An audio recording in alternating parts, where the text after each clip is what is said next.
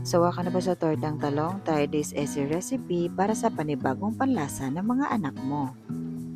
Ito lang ang ating mga simpleng ingredients na ating gagamitin.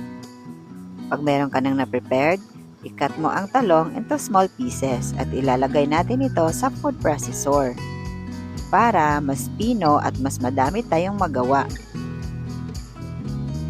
Pag nakuha mo na ang pino na gusto mo, pwede na nating i-prepare ang ating mga gagawin. Sa malinis na lagayan, ilagay ang harina, black pepper, MSG at ang ating giniling na karne ng baboy. Ihalo na rin ang giniling na talong. Pagkatapos, maglagay ka din ng 2 itlog at i-mix mo lang silang lahat.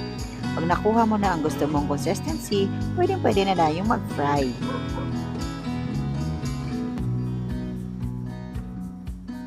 Sa mainit na kawali na may mantika na may mahinang apoy, maglagay ng konting mixture at antayin mag-golden brown at lutuin ang kabilang side. Huwag niyong iiwan pag nagpiprito kayo kasi madali lang masunog at baka mapait na ang inyong niluluto.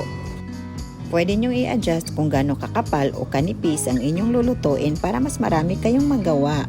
Mas manipis, mas maraming uulamin. Sa isang pirasong talong at konting giniling na karne ng baboy, nakagawa tayo ng 7 eggplant patty. O itry nyo na din sa mga bahay nyo, napaka-easy lang gawin at napakamura lang ng mga ingredients. Pwede nitong isawsaw sa ketchup, mayonnaise o sa gravy. O ayan na, magluto na rin kayo. Thank you for watching. Happy eating everyone!